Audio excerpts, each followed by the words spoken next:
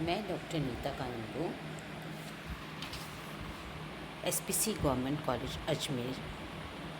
आज अपन coordination compound basic part second inorganic chemistry में स्टडी करेंगे nomenclature of coordination compound.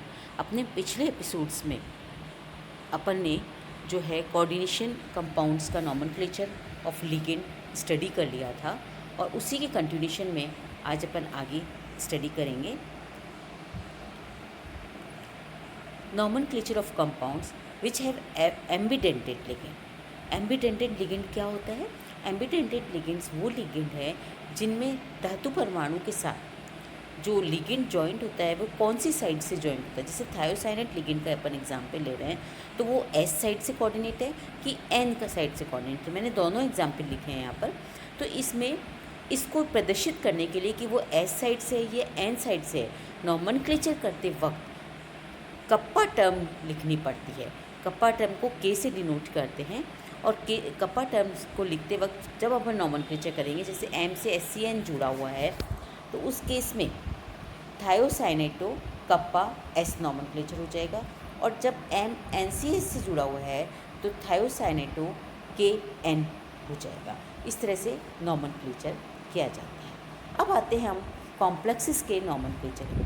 Complexes भी न्यूट्रल हो सकते हैं, कैटायनिक हो सकते हैं, एनायनिक हो सकते हैं, यानी उदासीन, धनायनिक और ऋणायनिक हो सकते हैं। तो जब न्यूट्रल होते हैं तो न्यूट्रल के केस में जब नाम लिखा जाता है, संकुल यौगिकों में संकुल अणु उदासीन हो सकता है, और जब उसका नाम लिखा जाता है तो उसका नाम एक शब्द में लिखा जाता है।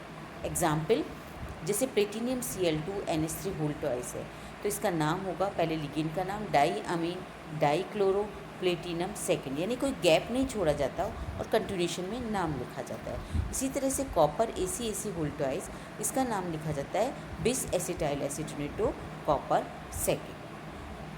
अब हम आते हैं कि जब कैटायनिक कॉम्प्लेक्स हो तो अपन ने जैसे लिगेंड रूल में पढ़ा था कि जब कैटायनिक कॉम्प्लेक्सेस होते हैं तो उन कॉम्प्लेक्स के नाम के पीछे आयन लग जाता है। और कैटायनिक कॉम्प्लेक्स का पता कैसे चलेगा? जब प्लस चार्ज हो। तो AgNH3 होल ट्वाइस प्लस के नॉमेनक्लेचर में diamine silver first ion हो जाएगा।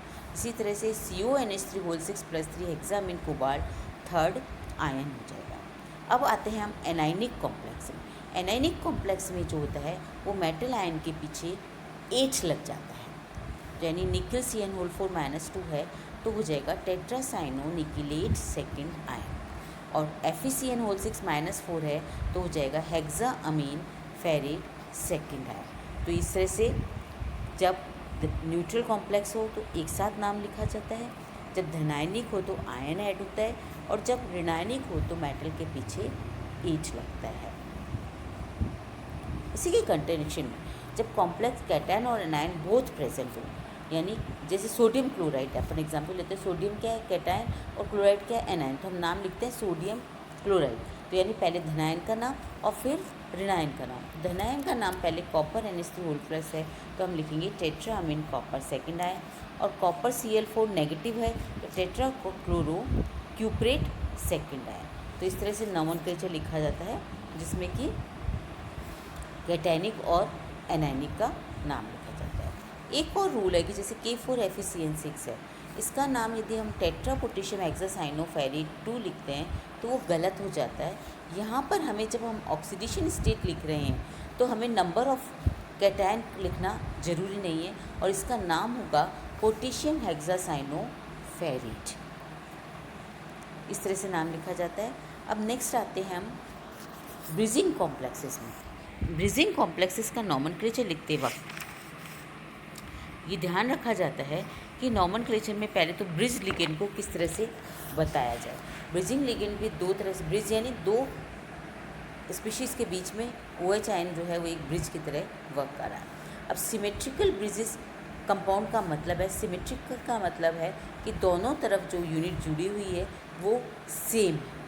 यदि सेतुबंध संकुल सम्मित है ये ब्रिजिंग लिगेंड कहलाता है, और इस प्रकार इस ब्रिजिंग लिगेंड को बताने के लिए न्यू का प्रयोग किया जाता है। न्यू, अब ब्रिजिंग लिगेंड क्या है? हाइड्रोक्सो, न्यू हाइड्रोक्सो बिस पेंटामीन क्रोमियम थर्ड क्लोराइड। इस तरह से इसका नॉमेनक्लेचर किया जाता है। अब आते हैं हम unsymmetrical bridging ligand. Unsymmetrical bridging ligand में पहले लिगेंड का ब्रीजिंग लिगेंड में जो लिगेंड है उनको बताया जाएगा। उनको जैसे लिगेंड को अपन लिखते हैं अल्फ़ाबेटिकली, पहले जो आएगा उसको पहले और बाद में जो आएगा बाद में। तो mu amino hexammine dichloro mu hydroxo dicobalt third chloride, इस तरह से इसका नॉमेनक्लेचर किया जाता है। अब इसी में यदि ब्रीजिंग लिगेंड की तरह ही यदि कोई पॉलीमर है जिसकी यूनिट सेम रिपीट हो रही है, तो उस पॉलीमर यूनिट को बताने के लिए हम कैटिना पॉली ऐड करते हैं। कैटिना पॉली लगा के फिर वो न्यू अमीनो हेक्सामीन या जो भी चीज़ है उसको लिखा जाता है। अब आते हैं metal metal ligand bond. Metal metal यानी एमएन एमएन के बीच में बॉन्ड हो, इन ऐसे कॉम्प्लेक्सेस का नॉमेनक्लेचर किस तरह से किया जाएगा। तो यहाँ पे दोनों तरफ सिमेट्रिकल यूनिट है, बिस पेंटा कार्बोनिल मैग्नीज, ऑक्सीडेशन स्टेट 0 ही है इसकी, तो कुछ नहीं आएगा और इस तरह से नाम किया जाएगा। दूसरा है CO4 CO रीनियम CO5। यहाँ पर दोनों मेटल जो हैं वो डिफ़र है, तो इसमें एक मेटल को हमें मेन मानना पड़ेगा और दूसरा मेटल जो होगा वो ब्रांच टू, जैसे कि अपन ऑर्गेनिक केमिस्ट्री में करते हैं कि मेन चेन ली और उसके बाद उसके ब्रांच ली को लिगेंड लिया। पर ये किस लिगेंड को हम पहले कोबाल्ट को लेंगे कि रीनियम को लेंगे, ये चीज़ प्रायिकता नियम के अनुसार लिया जाता है। जिसकी प्रायिकता क्रम ज़्यादा होगा उसको मेन चेन लेंगे। रीनियम की प्रायिकता ज़्यादा है तो उसको मेन चेन लिया, तो पेंटा कार्बोनिल टेट्रा कार्बोनिल कोबाल्टो रीनियम इसका नाम लिखा जाता है। Thank you.